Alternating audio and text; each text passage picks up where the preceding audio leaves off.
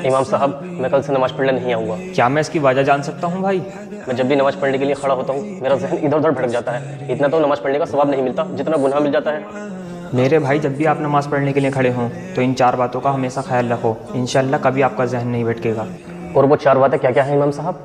मेरे भाई, जब भी आप अल्लाहु अकबर कहकर क़याम के लिए खड़े हों तो अपनी निगाहें सीधा सजदे की ज़मीन पर रखो, क्योंकि मरने के बाद हमें इसी मिट्टी में दफन होना है। जब भी आप रुकू में जाओ तो अपनी निगाहें पैरों के नखूनों पर रखो, क्योंकि मरने के बाद हमारी यहीं से जान निकलनी शुरू होगी। और जब भी आप सजदे में जाओ तो अपनी निगाहें सीधा नाक पर रखो, क्योंकि कब्र में सबसे पहले हमारी नाक ही ख़त्म होगी। और जब भी आप क़ादा यानी अत्तहियात के लिए बैठते हो तो अपनी निगाहें अपनी झोली पर रखो, क्योंकि मरने के बाद सब कुछ दुनिया में छोड़कर आपको खाली हाथ ही जाना है।